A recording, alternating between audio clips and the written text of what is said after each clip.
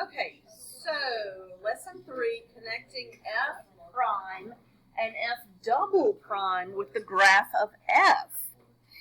Okay, so let's look at this interesting graph here. We have lots of things going on. Notice that I do have an absolute minimum, and I do have an absolute maximum, and then I have several local extreme values, mins and maxes. And then I also have a couple things that we call shelf points, which I think I mentioned before, but I'll mention them again. All right, so I'm going to start left to right. Is this function increasing or decreasing here? Okay, what would the slope of the tangent be? Positive. That's why it says the derivative is positive. Okay, but when I get to this little pause right here, there's a horizontal tangent, the slope of the tangent is 0, the first derivative is 0, but I keep increasing. Okay, this is called a shelf point. So it's almost like the graph just temporarily rests. It was increasing, it stops, and then it continues to increase. Okay, so the fact that it's increasing doesn't change.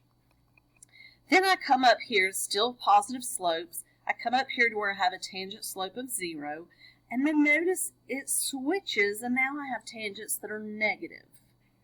So derivative is less than 0. Because I went from a positive slope to a negative slope, that means that I had to hit a maximum. Doesn't that make sense? I mean, picture I had positive slope, and then all of a sudden I had negative slope with a slope of 0 in between. That means that I went uphill, stopped, went back downhill.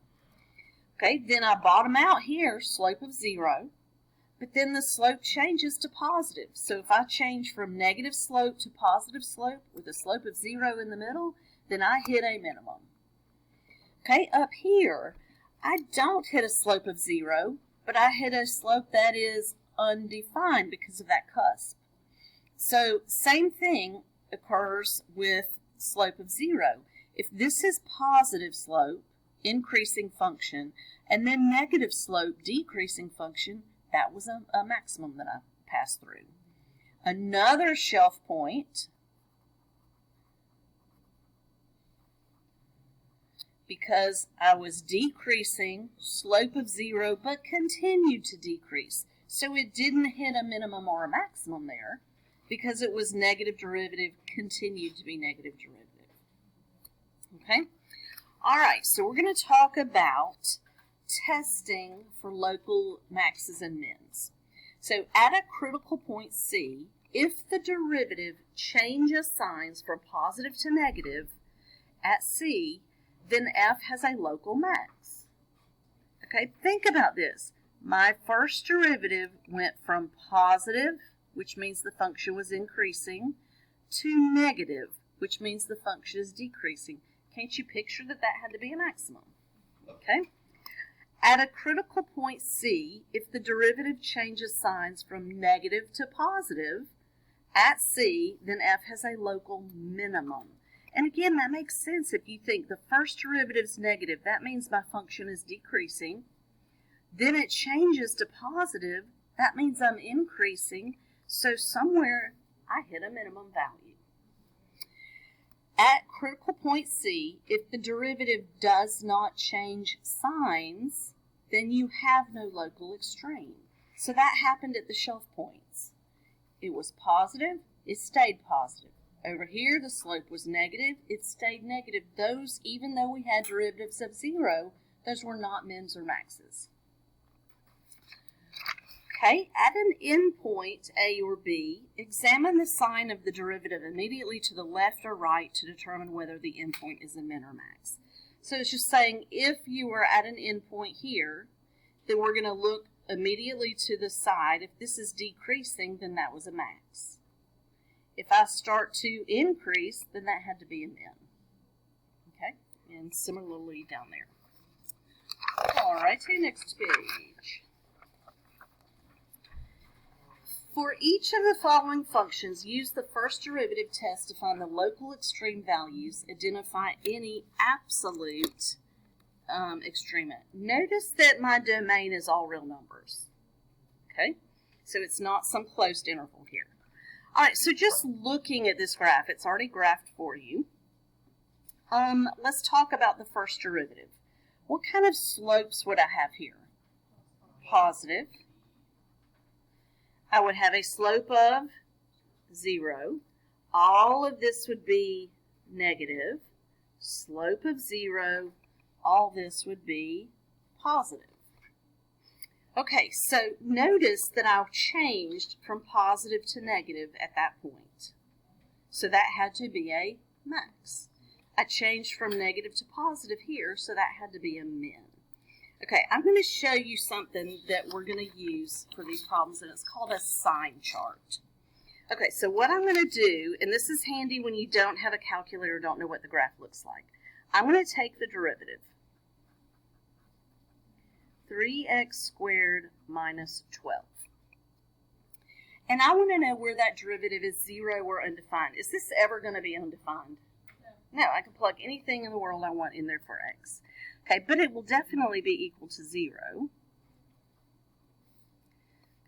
I'm going to continue over here. 3x squared will equal 12. X squared will equal 4. And what does x equal? Plus or minus 2. Okay, so then we're going to create what's called a sign chart. I'm going to make a number line that has negative 2 and positive 2 on it. Don't label any other numbers except for where we found undefined and 0 values. Those two numbers divide up this number line into 3 regions. Over here, far left, middle, far right.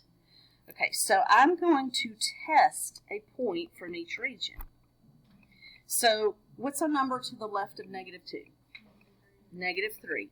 I'm going to sub it into the derivative because this is information about the derivative. If I plug negative 3 into that derivative, I don't really care what you get. What I care about is, do you get a positive or negative number? Okay, positive, because negative 3 squared is 9. 9 times 3 is 27 minus 12. I get a positive value. Well, a positive derivative tells me my function is increasing. Okay, now I'm not going to test negative 2 because I know what I'm going to get if I plug in negative 2. I'm going to get 0. That's where negative 2 came from. So don't test that. Test something in the middle there. 0 is super easy. If I sub a 0 into the derivative, does that give me a positive or negative answer? Negative. A negative derivative tells me the function is decreasing. And then I'm going to test something over here. 3 would be easy. If I sub 3 in, I'm going to get a positive, which tells me my function is increasing. Now, just visually use those arrows. If I went uphill, this number's here because I had a slope of 0, and then I go downhill, what happened at negative 2? I hit a maximum. Maximum at negative 2 something. How would I find the y value? Plug it into what? Original function. Okay, if I'm going downhill, I hit a slope of 0 at 2, that's why 2 is there, and then I'm going uphill, then picture it. Downhill to uphill, I hit a minimum value there at 2 comma something, and I'll find the y value by plugging 2 into the original function. Okay, so I don't have to know what the graph looks like necessarily. Now, how do I know if these are going to be absolute? You know it's a cubic function. A cubic function is going to go in this direction infinitely and this direction infinitely. So I'm not going to have an absolute, just from the basic properties of a cubic function. So these will both be local min and maxes. And did anybody plug those numbers in yet? 11 here. And what over here? Negative 21. Good. Okay, so that is called a sign chart, and we use it to test to see where the derivative is positive and negative. Very handy when you don't have a calculator. All right, let's do it with this one. This one's a little bit harder. I don't think that we would just know what that graph looks like. Okay. If it was just e to the x, I would know that's exponential, but you've got all this stuff in front of it, so I'm not real sure. Okay, let's take the derivative of it. What would I have to use for the derivative? Product rule. Okay, I'm going to start with u. U, v prime, what's v prime? E to the x, plus u prime v. Okay, f prime equals, okay, see if you're okay with this.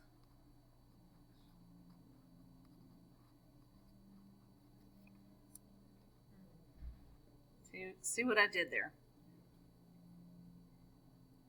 See some nods, but I still see some confusion. All three of those terms are multiplying e to the x. So I just put all three of them in one set of parentheses times e to the x. Okay. Same thing if I had distributed those and then factored out e to the x. Okay. I want to know where that's undefined. It's not undefined. I can put anything I want in the place of x. I'm not going to get a 0 in the denominator or anything. But can this ever be 0? Let's talk about that.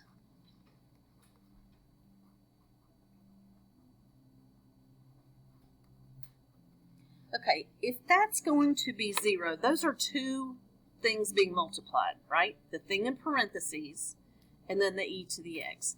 The only way that we get a product of 0 is if this is 0 or this is 0, right? You know how we factor equations and then we set the factors equal to 0? Well, that's what I'm doing here. I'm setting those factors equal to 0. Is e to the x ever going to be 0? Remember, e is almost 3. Can I raise 3 to something and get nothing? No. Also, think about what the graph of e to the x equals.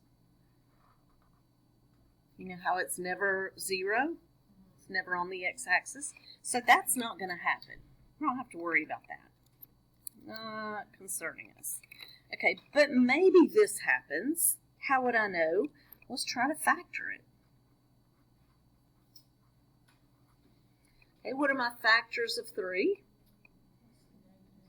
Okay, 3 and 1. Plus 3 minus 1 will work. Give me that positive 2 in the middle. I'm going to set this equal to 0 and this equal to 0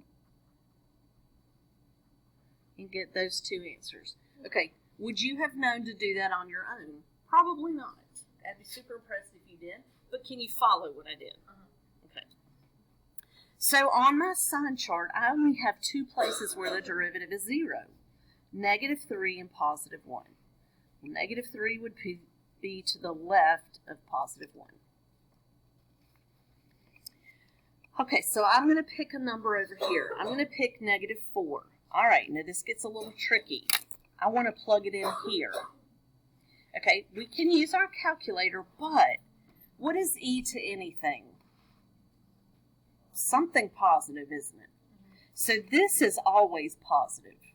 If I can just figure out what's in here, then I can know the sign of it. Because remember, again, I don't really care about the number. I just want to know, is it positive or negative? Okay, so if I square -4, that's 16. Minus 8 is 8. Minus 3 is still positive, isn't it? So positive times a positive is a positive, which means this is increasing. Okay, I don't test -3. -3 is there because I know the derivative is 0. But I can test 0. Okay, 0 is super easy. If I plug 0 in here, I get a -3. E to the 0 is 1. -3 times 1 is a negative number, which tells me my graph is decreasing. And then if I test 2, e squared is something positive. 2 squared is 4, plus 4 is 8, minus 3 is a positive, times a positive is a positive. Okay, so that means I was increasing, started to decrease. So what did I hit at -3? maximum. I was going downhill, then started going back uphill. So at 1, I hit a minimum. Okay, so this is a max. This is a min. And honestly, to know if it's an absolute, we would probably need to check out that graph because, again, that's not a graph that we would just know what it looks like. But let's go ahead and find those ordered pairs. Let's use, let's do this, y'all. What is negative 3 squared? What is 9 minus 3? Let's just leave it 6e to the negative 3.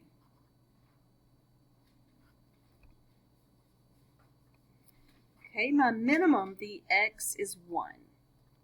Okay, 1 squared is 1, plus 2 times 1 is 3, minus 3 is 0 times anything is 0. That's not what I was supposed to get. I sure did. I was like, that's not right.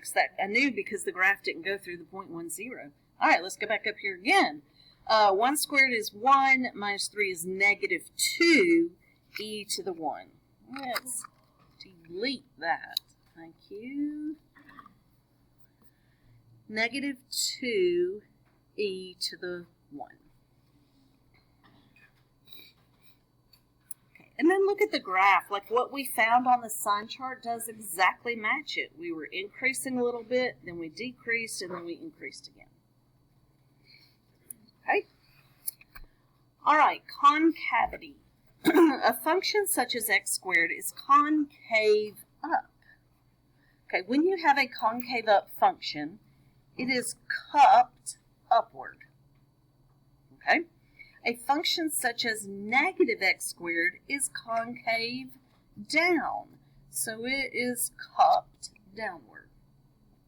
Some functions change concavity.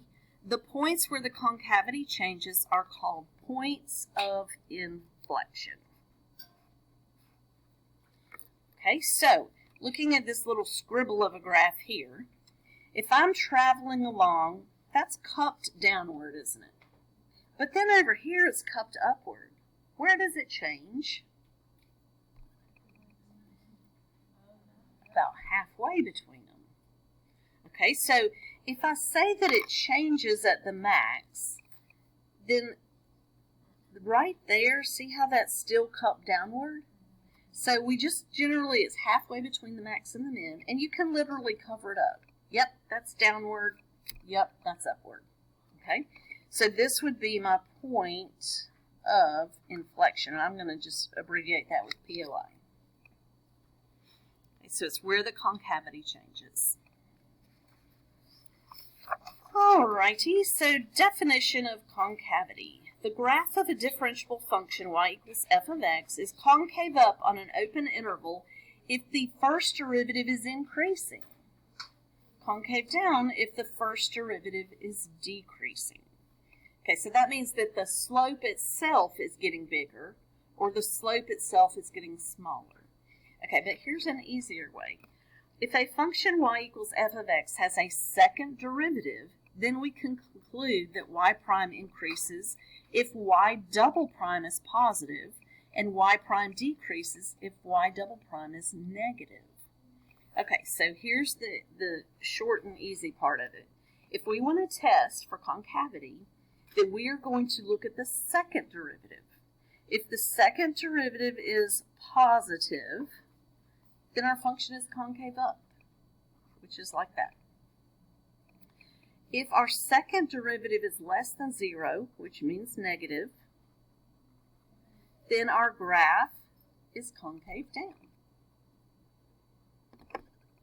Okay, so to test for concavity, we're going to do a sign chart, but with the second derivative.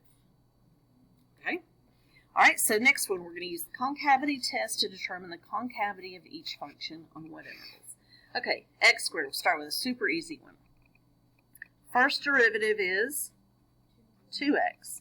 Second derivative is 2. All right, so can I set that equal to 0? No. Is it ever undefined? No. All right, so I can't set up a sign chart. So what that tells me is that everywhere my second derivative is 2, which is a positive number. So guess what? The whole graph is concave up. Entire graph is concave up because y double prime is always positive. So there's no sign chart to do there. I got a positive number with no x's. It was a positive value. That tells me the whole graph is concave up. Doesn't that make sense for x squared? Yeah, concave up graph, the entire thing. Okay, well, this one is a little trickier. Okay, so we're going to find first derivative, which is what?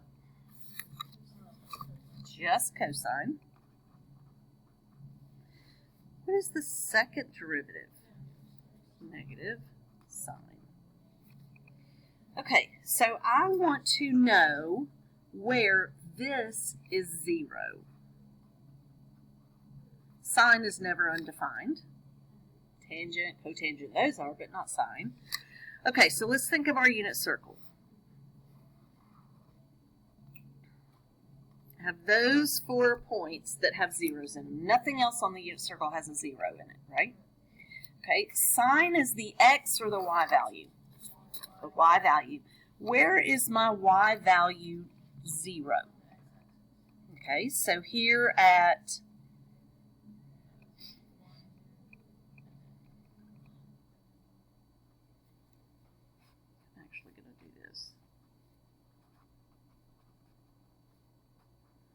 sine is 0 where?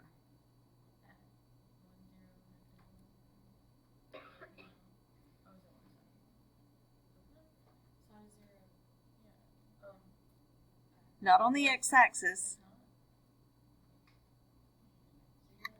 Oh, yes it is. What is wrong though? Something's off. Hang on. Negative sine. 0 equals negative sine. Oh, okay. Okay, duh. All right, my brain is in it now. 0, 2 pi, and pi. I knew we weren't going to use this. Why am I not going to use that?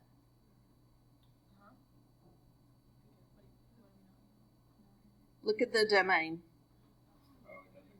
Yeah, it doesn't include 0 and 2 pi. That's what was throwing me off. I'm like, there's no answer. But yes, pi will work. So pi is the only thing that we'll use. Okay. If those had been brackets, then I would use 0, 2 pi, and pi. All right, I'm with us now. Okay, so pi is the only number I'm going to test. Okay, so let's drop down below pi. If I drop down below pi, and I mean, just think of anything in here. What kind of sine values do we have? What kind of y coordinates? Positive. Now, this is a second derivative, so it tells me that the function is concave up. Okay, go greater than pi, so something down here, all those sine values or y coordinates are what? Negative, which tells me that my graph is concave down. Okay, so determine the concavity on the given intervals. I would say I am concave up from, I'm going to just start at 0 to pi. And the only reason I'm starting at 0 is because this domain was given up here. And then I'm concave down from pi to 2 pi.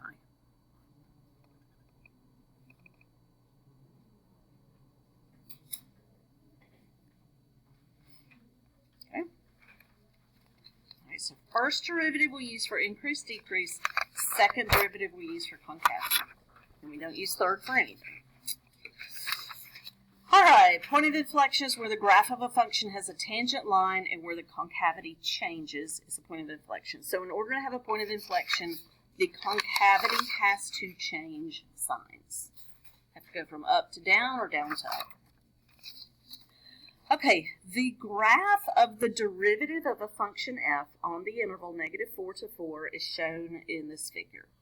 Answer the following questions about f, justifying each answer with information obtained from the graph of f prime. Okay, this graph is the derivative. So this is f prime graph. Okay, so these are hard because we kind of have to think backwards.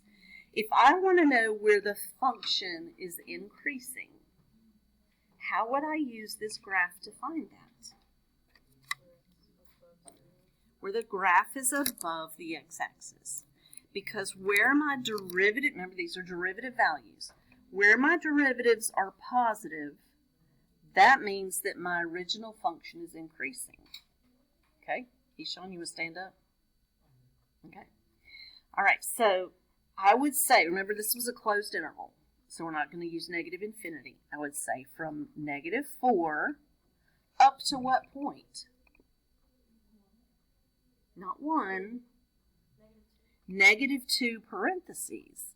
Okay, why do I have to stop at -2? What's the slope or derivative at -2? 0. And 0 is not positive or negative. Okay, but then union picks back up at -2, and it's positive again until I get to 1. Nowhere else is the first derivative positive, meaning above the x-axis, so that is the only place where the function was increasing. On what intervals is f concave up? Okay, this is the first derivative.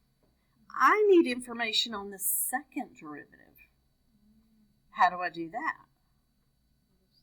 The slope. Yeah, slope is your derivative.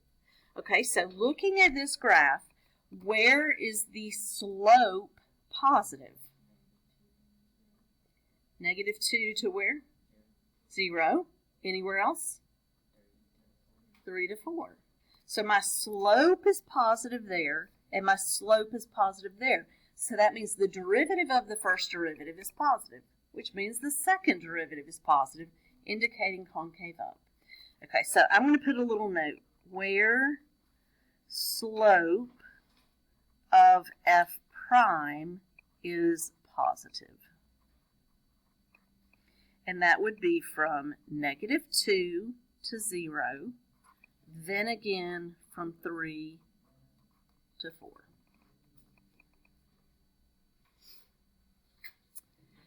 At which x-coordinates does the function have local extrema? Those are maxes and mins. What has to happen to have a maximum or a minimum? Change signs. The first derivative has to change signs. First derivative is positive. It's 0, but it's still positive. It didn't change signs. But right there, it went from positive to negative. So there's only one point. There is a min or a max at x equals 1. Positive slope means the original function was increasing, picture going uphill, and now negative downhill. So I had to hit a maximum at x equals 1. Notice it just says at which x coordinate. I don't have a function to plug this into to find the y coordinate. So all I could tell you is what x is. So it's not whenever the concavity changes, it's when the slope changes? Right. Maxes and mins occur where the first derivative changes signs. And we can put a note here. F prime changes from positive to negative. And if it did vice versa, that would be a minimum. Okay, what are the x-coordinates of all inflection points of the graph? Okay, so an inflection point occurs where the second derivative changes signs. Well, the second derivative is the slope of the first. All right, so let's go through and see if and where it changes. What kind of slope do I have here? Negative. And then positive. Where did it change? at x equals negative 2. Okay, so I had negative slope, changed to positive. Oh, it's changing to negative slope at 0. And then it's changing again at 3. Okay, so I'll put a little note. Because slope of f prime changes signs. Which means the second derivative is changing signs. Oh, sketch a possible graph of f on the interval. Okay. Let's see. All right, so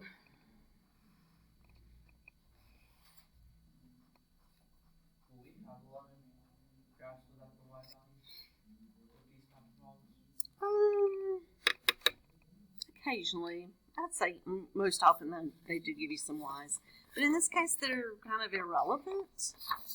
All right, all I'm going to pay attention to is what I said over here. And I'm going to use a pencil in case I need to erase this. Okay, I have increasing from negative 4 to negative 2. Okay, so I'm going to increase negative 4 to negative 2. And then again from negative 2 to 1. On what intervals is it concave up? From negative 2 to 0 and 3 to 4. All right, let's pay attention to this first. I have a local max at x equals 1. I'm just going to plop a point on there. It's a maximum at 1. I have points of inflection at negative 2, 0, and 3. Okay. So I have slopes of 0 where?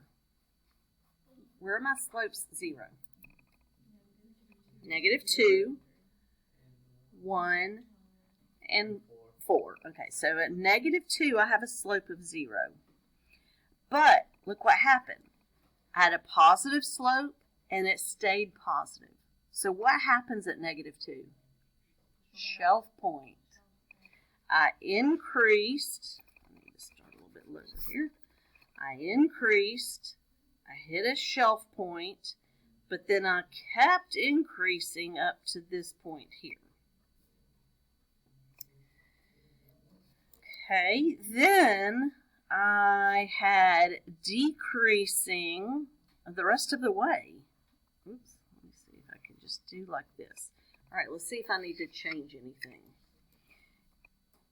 Increasing from negative 4 to negative 2, and then again from negative 2 to 1. That matches. Where is it concave up? Negative 2 to 0. That kind of looks concave up. I could have made it a little more curvy, I suppose. And from 3 to 4, I'm concave up. Oh, I didn't go far enough, did I? All right, if I'm going to be concave up from 3 to 4, then I need to kind of turn like that, maybe. Turns into concave up. I have a max at 1. Inflection points are at negative 2. Yes, my concavity changed. 0, I could probably make that look a little bit better. Concavity changes there. And 3, concavity changed. All right, that is a rough sketch of what it might look like.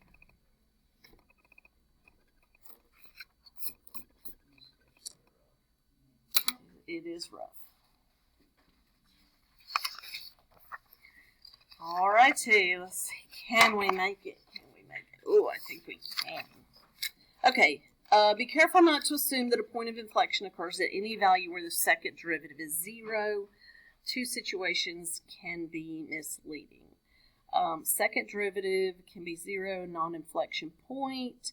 You have to check for, does the sign change? So just because you have a value of 0 at a first or second derivative doesn't indicate necessarily a max, min, or point of inflection. You have to compare the signs to the left and to the right. There has to be a change in signs. Okay, so the only safe way to test algebraically is to confirm a sign change of the second, and that goes to the first derivative as well. This could occur at a point where the second derivative is 0, but it could also occur where it fails to exist, aka corners and cusps. Okay, a particle is moving along the x-axis with this position function for x is greater than 0. Find the velocity and acceleration and describe the motion of the particle. Okay, and I have stuff on the back where we'll describe it. Okay, so right here we're going to find the first derivative. We're going to do a sign chart, and we're going to find second derivative, and we're going to do a sign chart as well, because first derivative is velocity, second derivative is acceleration. Okay, so v of t will equal 6x squared minus 28x plus 22. Is that ever going to be undefined? No. Will it ever be 0? More than likely, yes. Do you see anything I could divide everything by that might make it a little bit easier to try to factor? 2. Let's try that.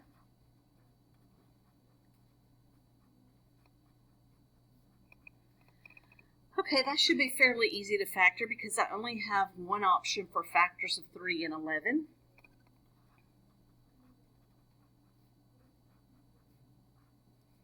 So the only question is where they go in relation to each other.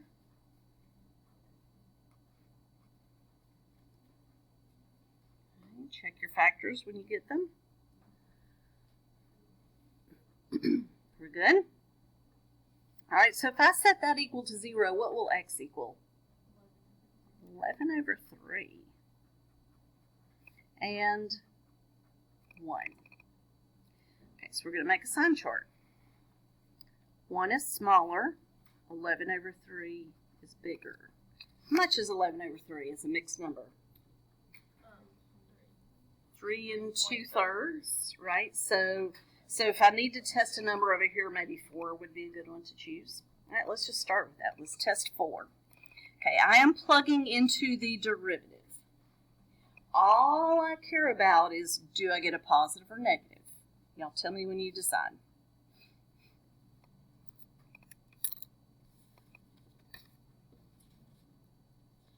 Sean, what'd you get?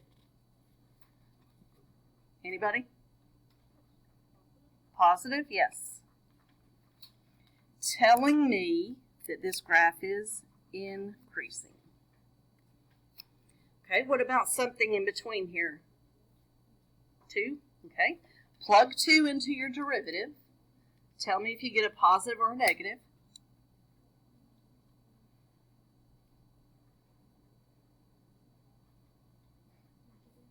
Negative, which means the function was decreasing. Okay, 0 is super easy. If I sub 0 in, I get a positive, which means the function was increasing. Okay, so what occurred at x equals 1? A max. I can visually see I went uphill and then downhill. This represents a max. Okay, what occurred at 11 over 3? A minimum. Visually see I went downhill and then back uphill. Okay, so that represents our velocity. We'll answer some questions about that on the next page. Let's deal with our acceleration first. Go back to the original velocity, not after we divided by 2. So that's 12x minus 28. Well, never undefined. Definitely could be 0.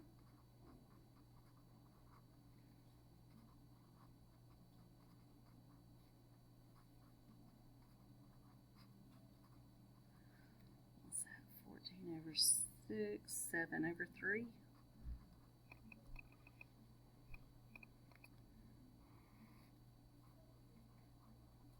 Okay, so for this sign chart, I only need 7/3. That's the only point that I have to test around. So 0 is super easy. If I plug 0 into that acceleration, do I get a positive or a negative? Negative, which means the graph would be concave down. Okay, what's the number to the right of 7/3 that we could try? 3.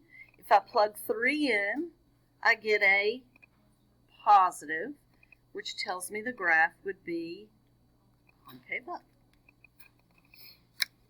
Okay, so 7/3 is a point of inflection because the concavity changed. Okay. Then it wouldn't be a point of inflection. Mm-hmm. Yes. For velocity, when you put the arrows up, does that mean it's increasing or like the slope is above 0? It means it is increasing, which also does mean that the slope is positive. Because picture a graph that's increasing, what kind of slope would it have? Positive, but like on the... You sure? Yeah. Okay. All right, so let's see what kind of questions we have here. When is the particle moving to the left? What would I use to determine this? When you're moving to the left, what's true? Velocity is negative. Okay, so I'm going to put a little note here. Velocity is negative. In case you go back and look at this. All right, so let's go back. Where was velocity negative? We'll look at the sign chart. Where was velocity? Remember, this is velocity. Where was velocity negative? From 1 to 11/3.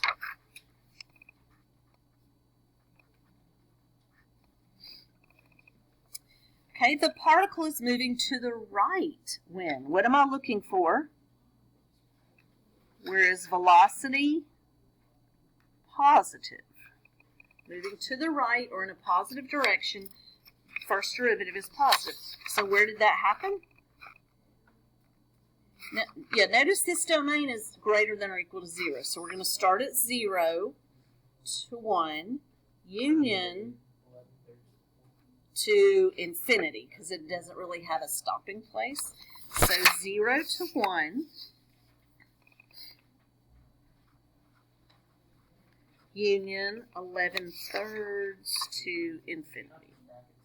You could on the 0, but that's the only place on that one. Okay, the graph of f of x has a minimum at x equals 11/3. But how would I find the ordered pair? Plug it in. We'll save time. Let's just say at x equals.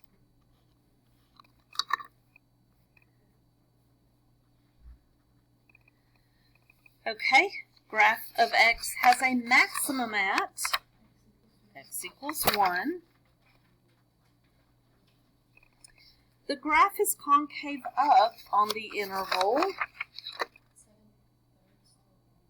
Yep, 7/3 to infinity. The graph is concave down on the interval 0 to 7/3. Acceleration is positive when?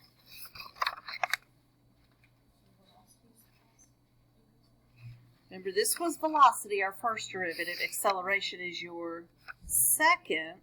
So where was the second derivative positive? 7/3 to infinity.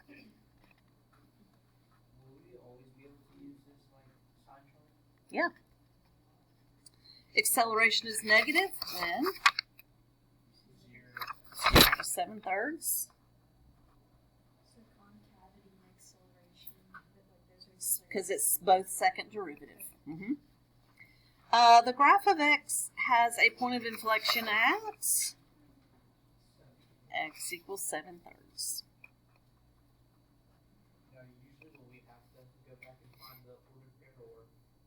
It depends on how.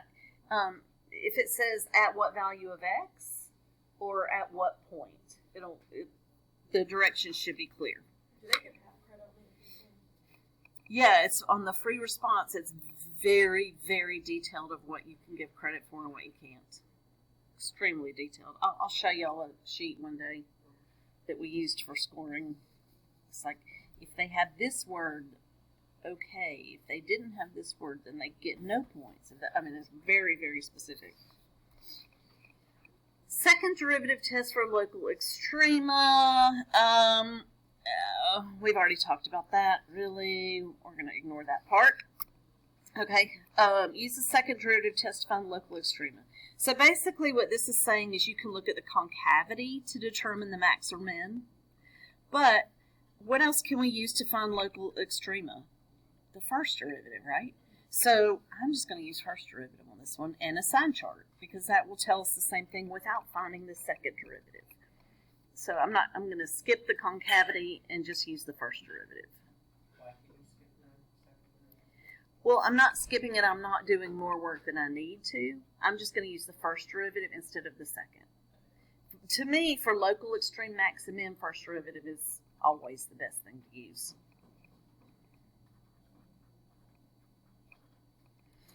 (3x squared minus 12). It's not going to be undefined anywhere. Will be 0. This feels familiar, doesn't it? It's the same one we did, isn't it?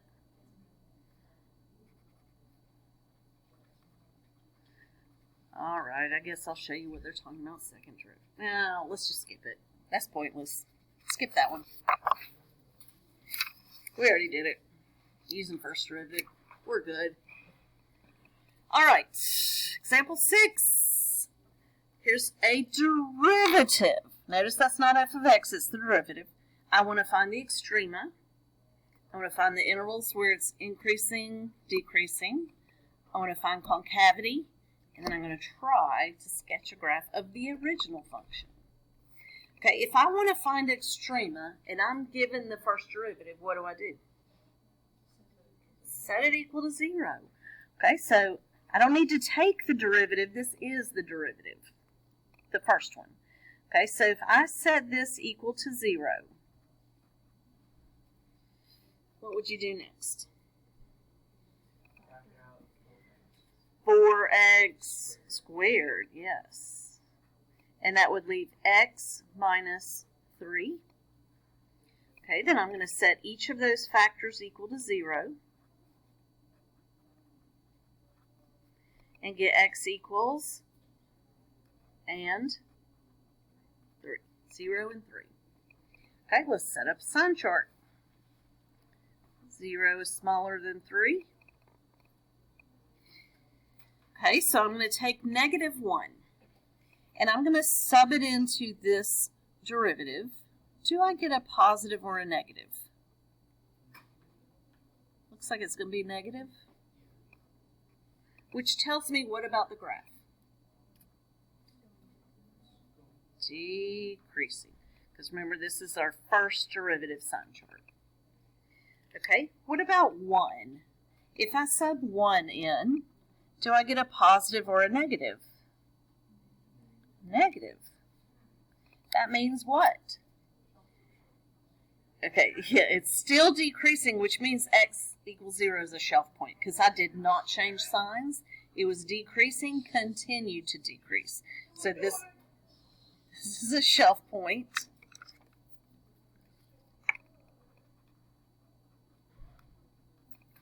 Okay, not a max or a min. Okay, if I plug in 4 into my derivative, that one does give me positive, right? Which means I am increasing now. Okay, well if I decreased and then increased, what is occurring at x equals 3? A minimum.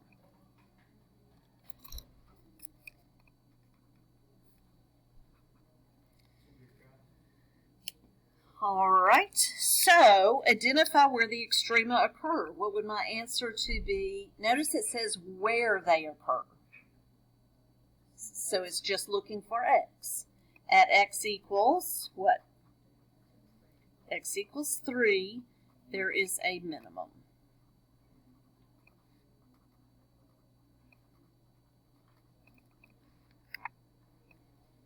Now, I couldn't find you the ordered pair if I wanted to, because remember we don't have the function f of x. Okay, identify the intervals on which f is increasing and decreasing. Let's do increasing first. Where is this increasing? 3 to infinity. Okay, where is it decreasing? Negative infinity to 0 union 0 to 3. I have to leave 0 out of it because at 0 the slope is 0. It is not negative. Okay, now if I want to answer questions about concavity, I've got to investigate the second derivative. Okay, so next derivative, second derivative will be 12x squared minus 24x. It's never undefined. I'm going to set it equal to 0 and do what with it? 12x comes out front. X minus 2. If I set both of those equal to 0, I get x equals 0 and x equals 2. Set up a sign chart. I know you've shown this before, but how do you know when there's not a Undefined? Yeah. Okay, so if I don't have a fraction or a radical, something that would have some forbidden number that I can't sub in, then I'd be interested in undefined values. I remember you said it on the first video. Fractions, be very careful because often fractions, especially if you have a variable in the bottom, often have undefined values. And then the radical. Yeah, if it's a square root, you can't have a negative under it, things like that. Okay, so let's take -1, plug it into here. What do I get? Positive or negative? Positive? Test that again, y'all. -1. Positive. Tells me my graph is concave up. Okay, 1. If I sub in 1, what do I get? Negative number. Tells me concave down. And then 3. Positive again. Yeah. Concave up. Do I have any points of inflection? Point of inflection and 2. Because the concavity changed, then those are both points of inflection. Okay, part C, find where the graph is concave up, where it's concave down. Okay, concave up is from negative infinity to 0, union 2 to infinity. Concave down from 0 to 2. Question on that. Can we draw a graph? Think so?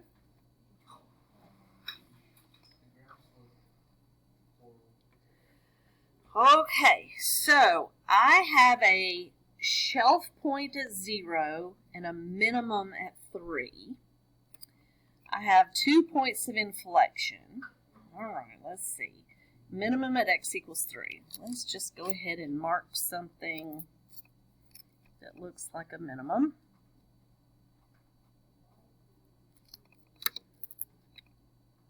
I'm going to say, see if I can work with that.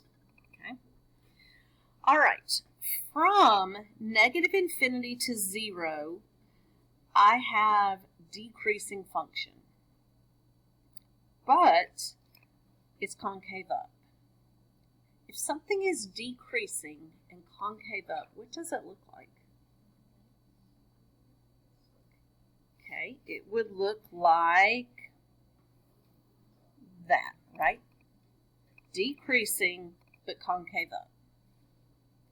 Okay, but at 0, I have this little momentary slope of 0, but then I keep going down. But look what happens, the concavity changes. So that means I'm going to do like this. Change in concavity, but still decrease. Has to look like that. Concave down, decreasing. Okay, when I get to 2, I have another point of inflection. Let me make that not so severe. So all that means is it's going to start to cup upward.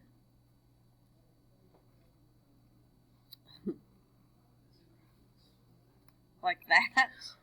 So halfway there, can you see how the concavity changed? And then I'm increasing from 3 on and concave up. There we go. Something like that. At least you can kind of know what it's going to be with the sign graphs. It definitely helps.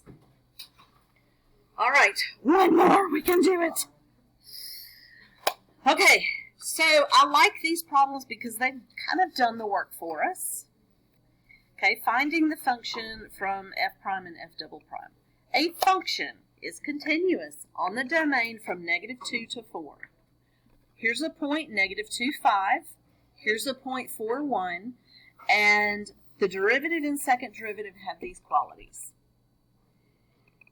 Question 1. Where are my absolute extrema? What would I even look for? The what? I thought you said it. Change in sign of which derivative? First. Okay, so totally ignore the second line. I have positive first derivative, does not exist. That might be a corner or a cusp. And then it changes to negative. So guess what happens at 0? It is a maximum. Then I have a slope of 0 and it stays decreasing. Okay, so I could put little signs here. This means increasing, decreasing, decreasing. Where's the only place it changed? At x equals 0. And it had to be a max, right? Just because of the flow of increasing to decreasing. So I have a max at x equals 0. I don't have a function to plug it in, so all I can tell you is where it occurred. What about a minimum?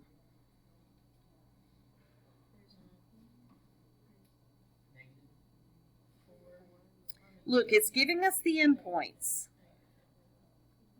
Which of those is lowest? This one's lowest. So the domain is restricted to that, and these are the endpoints. And this has to be lower because remember I was decreasing. So I do have a minimum at x equals 4.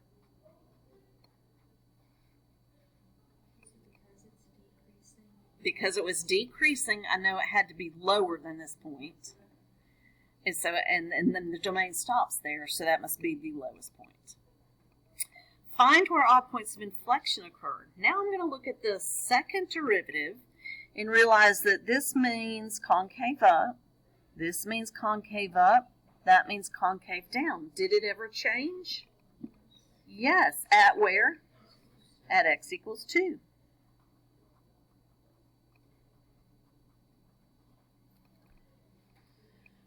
And then sketch.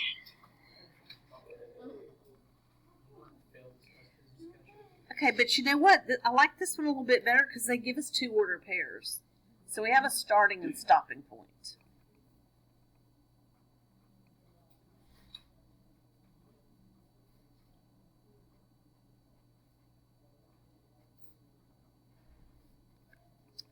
Okay, so let's see. I'm going to use my pencil still. F of -2 is 5.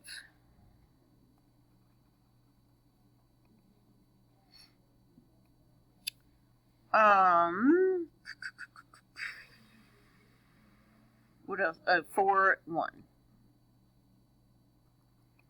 Okay, so that's like the starting and stopping point. So that's kind of nice to have.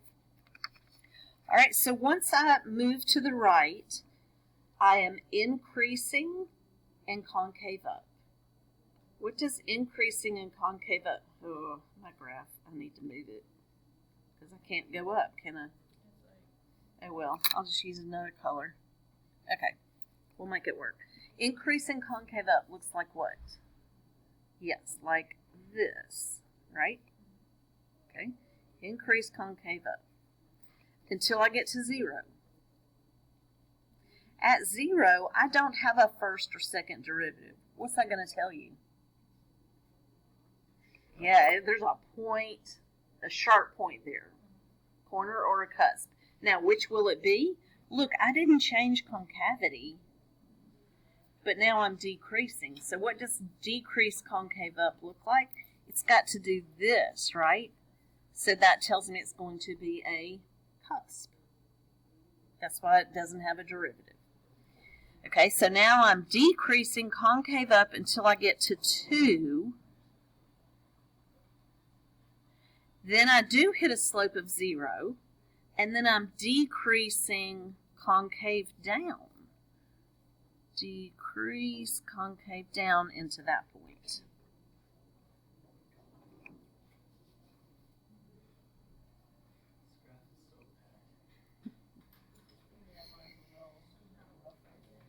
Okay? Question? Woo, I did it! That might be it. I did it!